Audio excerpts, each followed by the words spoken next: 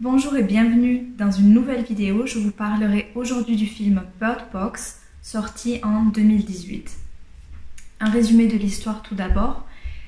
On est face à un phénomène très étrange, inexpliqué, où des personnes se suicident en masse. Et on pense au départ, est-ce que c'est peut-être une pandémie de quelque chose? On reste dans l'ambiance 2020. Et on ne sait pas vraiment ce que c'est. On va suivre l'histoire de Mallory, qui est jouée par Sandra Bullock, je ne sais pas comment ça se prononce, qui elle vit aux États-Unis. Elle voit ça un peu de loin parce que le phénomène n'est pas encore arrivé aux États-Unis. Elle voit ça, je crois, en Russie au tout début du film, et donc elle se fait pas vraiment de soucis. Sauf que finalement, le phénomène va aussi arriver aux États-Unis de façon très subite et très violente. Elle est enceinte au début du film, donc elle va voir le docteur. Et sur le chemin du retour, sa sœur l'a conduite à l'hôpital, elle la ramène. Sur le chemin du retour, sa sœur se suicide. Et elle se retrouve seule au milieu d'une foule en panique. Finalement, quelqu'un va la sauver. Elle se retrouve enfermée dans une maison avec un groupe de personnes qui va essayer de survivre à ce phénomène inexpliqué. Mon avis sur le film, c'est que j'ai beaucoup aimé, j'ai trouvé que c'était un très bon film avec de très bons acteurs, tous, même pas seulement Sandra Bullock, j'ai trouvé qu'ils jouaient tous très bien, que l'histoire était vraiment originale et les effets spéciaux, je pense qu'on y est habitué maintenant, on n'en parle plus, mais j'ai trouvé les effets spéciaux vraiment extrêmement bien faits. Ce que j'ai apprécié concernant la protagoniste, c'est qu'on a une femme forte, on a une mère forte, sans qu'on appuie particulièrement sur ce point-là. C'est-à-dire qu'elle n'est pas, en tant que femme forte, elle n'est pas sexualisée. En tant que mère forte, elle n'est pas réduite à ce rôle-là non plus. Mais d'ailleurs, ce qui est intéressant concernant son rôle de mère, qu'elle ne veut pas au départ, parce qu'au début du film, quand elle est enceinte, elle veut faire adopter son enfant, elle n'en veut pas. Mais les événements font qu'elle ne va pas avoir le choix, elle va être obligée de garder l'enfant, puisqu'il n'y a plus personne pour l'adopter, forcément. Et c'est aussi ça qui va la forcer, en fait, à trouver cette force-là de non seulement de survivre, mais aussi de protéger ses enfants. Et j'ai trouvé ça intéressant parce que j'ai l'impression personnellement que c'est pas forcément des figures qu'on a l'habitude de voir, ou alors quand on voit ces femmes-là, c'est toujours des femmes un peu parfaites ou un peu trop féminines ou un peu masculines, etc. Et j'ai trouvé que là, il y avait vraiment quelque chose de très réaliste et de très touchant dans ce personnage-là. Le film est classé comme film d'horreur par Netflix, il me semble, mais personnellement, je trouve que ça se regarde, bien sûr pas par un enfant, par des adultes, mais je sais que certaines personnes adultes ont du mal à regarder des films d'horreur. C'était pas extrêmement effrayant, il y a vraiment une tension dans le film, mais à part ça, c'est pas un film qui va montrer des images choquantes ou dégoûtantes, ça non. C'est plus suggéré. C'est le seul film d'horreur qui fait qu'on n'a pas peur du noir, parce que l'une des façons de se protéger de ce phénomène-là, c'est justement d'être dans le noir et de ne pas voir. Alors j'en dis pas trop, mais ça c'était de toute façon dans la bande-annonce, donc ce serait une surprise pour personne, mais du coup voilà, tout ça pour dire que c'est pas non plus extrêmement effrayant si vous n'êtes pas du genre à regarder des films d'horreur. Je trouve que vraiment ça se regarde relativement facilement. Maintenant, je vais passer, à mon avis, un peu plus dans les détails en citant des scènes très précises du film. Donc si vous n'avez pas vu le film, que vous ne voulez pas que je vous gâche le suspense, arrêtez cette vidéo ici. Si ça vous est égal ou si vous avez vu le film, vous pouvez continuer la vidéo. La première chose qui m'a un peu étonnée, c'est que j'ai trouvé certaines choses dans le film assez peu réalistes. Parfois, la réaction des personnages, comme, alors je sais plus du tout les noms des personnages, mais l'homme qui vit dans la maison où il se réfugie, quand il voit sa femme se suicider, il est juste là en train de regarder avec les yeux écarquillés, et puis il a aucune réaction en fait. Mais vraiment aucune. au moment où elle se suicide, et même après il est là genre bon ben voilà elle est morte, il lui dit elle est morte à cause de toi, mais il n'y a vraiment aucune réaction. J'ai trouvé ça un peu étonnant, et même parfois d'autres personnages où j'ai trouvé qu'il y avait parfois un peu un manque de réaction, mais c'était vraiment ponctuel, c'était pas général dans le film. Sinon à part ça, je trouvais quand même les réactions des personnages quand même réalistes. Aussi dans l'intrigue, forcément il y a plusieurs moments où leur vie va être en danger, et j'ai trouvé étonnant assez invraisemblable qu'ils survivent à chaque fois, comme la fois où ils traversent la rivière et que les deux enfants de 5 ans ne se noient pas alors qu'ils ne savent pas nager quand même, qu'ils ont seulement 5 ans, et qu'en plus c'est une rivière où le courant est assez fort. Bon, passons sur ça parce que j'avais très envie que forcément ça se finisse bien, donc c'est pas très grave. Mais aussi, toujours concernant cette scène de la rivière, les oiseaux, je sais pas si vous vous souvenez, les oiseaux ils sont dans la boîte, et donc les oiseaux se retrouvent sous l'eau je sais pas combien de temps, ils se font écraser je ne sais pas combien de fois par la petite fille qui leur tombe dessus, mais à la fin on ouvre la boîte, les oiseaux s'envolent, ils sont magnifiques comme si rien ne s'était passé, alors que clairement dans la vie réelle ils seraient morts, hein. On passe, mais bon, on va dire que ça fait une jolie scène à la fin. J'ai regardé le film avec mon copain qui me disait si ils tournent une suite à ce film-là, la prochaine fois ils vont mettre les oiseaux dans le four, ils vont allumer pendant 30 minutes et après ils vont ouvrir, les oiseaux vont s'envoler comme si de rien n'était. Enfin bon, ça m'a un petit peu quand même... je trouvais un peu étrange. Une dernière chose qui m'a étonnée, c'est le fait que les créatures ont ces pouvoirs vraiment extraordinaires, mais pour se protéger d'elles, c'est simple, tu vas chez toi, tu fermes tout et c'est bon. Je me dis c'est quand même étonnant, elles n'arrivent pas à rentrer dans la maison. Et c'est même pas, il fait même pas noir complètement, c'est tamisé dans la maison, donc j'ai trouvé quand même un peu facile, mais je me dis en même temps pourquoi pas, peut-être que c'est l'inverse en fait des hommes. Nous on est des êtres de chair, donc on peut toucher les choses, mais on n'a pas de pouvoir psychique, je sais pas comment on peut appeler ça, comme ces créatures-là.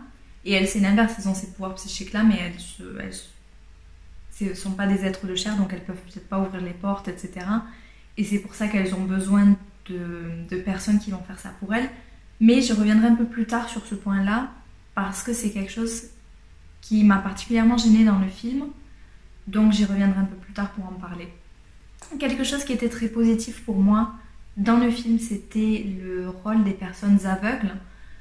J'ai trouvé ça super en fait qu'on montre des personnes qui ont un handicap et de faire de ce handicap une force, plutôt que le genre de représentation qu'on a souvent de personnes handicapées qui ne peuvent pas vraiment se battre contre les événements, etc. Là, c'est leur force, et c'est elles justement qui ont un avantage et qui vont aider les autres personnes qui n'ont pas de handicap, ou qui dans ce cas-là en fait ont un handicap puisqu'elles voient, et que c'est ça qui cause leur perte.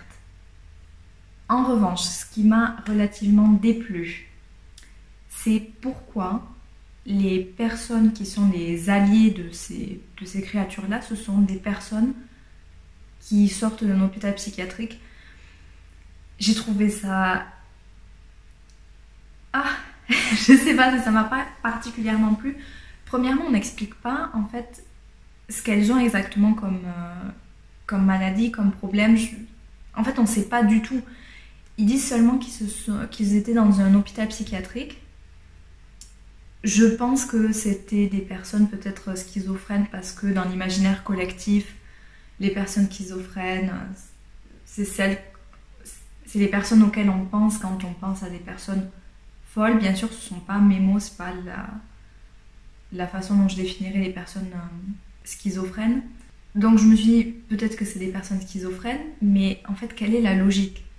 Pourquoi elle ne souffrirait pas de voir ces créatures-là? Pourquoi elle, ça ne les met pas dans un état qui les pousse au suicide? Donc vraiment, j'ai pas compris, ça ne fait pas vraiment de sens. Premièrement, c'est relativement problématique de dépeindre des personnes comme ça, de dire voilà, bon ben, elles ont un trouble psychiatrique, donc forcément ce sont des personnes dangereuses. Ça m'a pas vraiment plu. En plus de ça, il n'y a aucune explication. Je me dis, pourquoi prendre ce groupe alors si on ne donne pas d'explication? À la limite, s'ils avaient donné une explication pseudo-scientifique, bon, je me serais dit pourquoi pas, s'il y a une logique quelque part, mais là, non, il n'y en a pas. C'est juste pour effrayer les gens. Et je me suis dit, pourquoi ne pas tout simplement prendre un autre groupe, le justifier d'une raison X ou Y, ou tout simplement ne pas le justifier, et tout simplement dire, il y a des personnes qui réagissent comme ça, et c'est tout. Et j'ai trouvé que c'était juste superflu de prendre des personnes instables sur le plan psychiatrique, donc c'était dommage. On voit bien en plus qu'elles sont finalement un peu instrumentalisées par les créatures. Les créatures se servent d'elles pour atteindre leur but, qui est de tuer plus de personnes.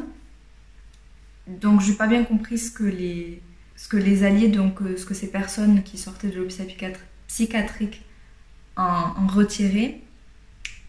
Donc c'était pour moi, plus elles étaient vraiment instrumentalisées par les créatures, tout comme en un sens elles sont instrumentalisées par les personnes qui ont fait ce film, parce que en fait le fait de ne donner aucune explication, pour moi c'était juste se baser sur une espèce de peur sans fondement de personnes instables psychiquement pour faire un film effrayant. C'est dommage. C'est vraiment dommage. J'espère, d'ailleurs, j'ai dit plusieurs fois des personnes instables psychiquement, j'espère que c'est pas quelque chose d'insultant. Je veux pas en fait donner de nom de maladie, parce que comme j'ai dit, je me dis peut-être que c'est de la schizophrénie parce que dans l'imaginaire collectif ça a une certaine connotation. J'ai pas envie d'employer le mot fou parce que je trouve que c'est connoté négativement et que c'est pas le terme approprié. Donc j'ai pris ce terme-là, j'espère que je blesse personne. Si quelqu'un regarde cette vidéo et a certains problèmes et voit un psychiatre, voilà, j'espère que j'ai blessé personne. Et si c'était maladroit, désolé, n'hésitez pas à me dire ce que vous auriez employé comme terme général pour ça. Pour continuer à parler donc de ce groupe-là, des alliés des créatures, celui, je ne sais plus du tout son nom, j'ai encore oublié les noms, celui qui atterrit donc dans la maison et qui à la fin va les mener à leur perte, je me suis dit mais pourquoi, bon premièrement pourquoi ils l'ont laissé entrer, on le sait, c'est elle, la blonde, je ne sais plus comment elle s'appelle, qui est enceinte aussi, qui a fait cette erreur-là. Mais je me dis clairement dans son discours, on entend bien qu'il est l'allié des créatures en fait, parce qu'il explique exactement comment la scène s'est passée. Il l'a décrit, donc c'est bien qu'il a vu ce qui s'est passé, donc c'est bien qu'il n'avait pas de bandeau sur les yeux. Et du coup j'étais tellement énervée devant le film, non, ne les laissez pas entrer, ne les laissez pas dans la maison. Mais bon, évidemment, il fallait faire ça pour faire avancer l'histoire, mais j'étais tellement dégoûtée de voir qu'il le laissait entrer dans la maison. Le dernier point que j'aimerais aborder, c'est ça concerne les deux enfants de Mallory qui n'ont pas de nom. C'était un peu... J'ai trouvé la dernière scène où elle dit... Non, ils s'appellent fille et garçon, et ouais, elle leur donne des noms, c'était un peu... pas pathétique, mais j'ai trouvé que c'était un peu trop poussé dans quelque chose d'un peu... trop sucré à mon goût. Mais bon, je me suis demandé en fait pourquoi elle leur avait pas donné de nom, parce qu'ils ont quand même 5 ans, ils ont passé 5 ans ensemble. Et je pense que de son côté, c'est parce qu'elle voulait pas s'attacher, elle avait peur. Non seulement elle ne voulait pas être mère à la base, mais en plus de ça, je pense qu'elle avait peur aussi de les perdre. Et on voit bien son attachement en tant que mère quand son fils lui dit bon, je vais regarder, moi je vais t'aider à naviguer parce qu'elle a besoin que quelqu'un regarde, et qu'elle dit non. Elle dit non, c'est moi qui vais décider. Et là elle tourne sa tête vers la petite. Ils ont coupé la scène à ce moment-là, j'étais horrifiée, je me suis dit elle va pas demander quand même à la petite de le faire, finalement non. Et on voit bien justement dans cette scène son attachement pour les enfants, et aussi ce que j'ai trouvé, ce qui m'a fortement plu, c'est qu'elle les traite finalement de façon égale. C'est ce sont tous les deux ses enfants, même si biologiquement elle a eu son fils et que la petite est la fille biologique de l'autre femme qui était dans la maison. J'ai beaucoup apprécié ce développement-là en fait. Et je me suis dit, le fait qu'ils aient pas de nom, c'était peut-être justement aussi parce que comme elle y était très attachée, elle avait peur de les perdre et c'était une façon aussi de mettre de la distance entre elle et les enfants. Mais je me suis dit sur un plan aussi peut-être plus analytique, si on sort de la psychologie des personnages, ça montre aussi le côté déshumanisant de la situation en fait, dans le sens où ce ne sont plus, ces enfants-là, ce ne sont pas des personnes, ils n'ont pas dans cette situation-là le droit à être des personnes, ce sont juste des êtres qui sont réduits à juste un aspect biologique, physique, peu importe comment on veut décrire ça, et qui n'ont pas le droit à une individualité parce qu'ils n'ont pas la possibilité de vivre tout simplement dans ce monde-là. Si vous avez aimé le film, j'aurai quelques recommandations à vous faire, 2 recommandations. La première, une recommandation de livre que j'ai, je sais pas où. Il était là. C'est L'aveuglement de José Saramago. Pour l'histoire, c'est comme une maladie qui se répand où tout le monde devient aveugle sans savoir pourquoi. Les personnes vont essayer de survivre, il y a vraiment une peur qui se crée, une peur de l'autre. Et pourquoi j'ai pensé à ce livre en voyant ce film, c'est tout simplement parce que les personnes vont devoir rester unies dans cette situation totalement nouvelle, inconnue, effrayante pour survivre. Et que ça va vraiment développer quelque chose de très positif, de très humain dans leur relation. Donc c'est pour ça que j'ai pensé à ce livre qui est d'ailleurs très très bien, donc je vous le recommande. Ensuite, un film auquel j'ai pensé, c'était Je suis une légende avec Will Smith, où il y a comme une attaque, je sais plus exactement ce que c'était une maladie aussi, ou je sais pas, où les gens sont plus ou moins comme des zombies, et lui est le seul homme qui reste. Il aimerait trouver un remède à ça, il n'en trouve pas, donc il vit sa vie de façon tout à fait solitaire, jusqu'à rencontrer une autre personne.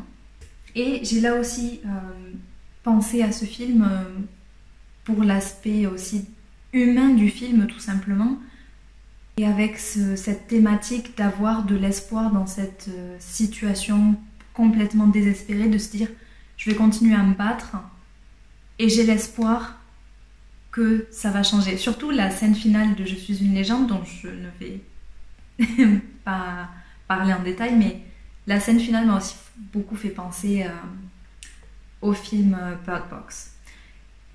Donc en conclusion, je vous conseille ces 3 choses, donc le film Bird Box, le film Je suis une légende et le livre L'aveuglement. J'espère que cette vidéo vous aura plu, que ça vous aura donné des idées de lecture et de films.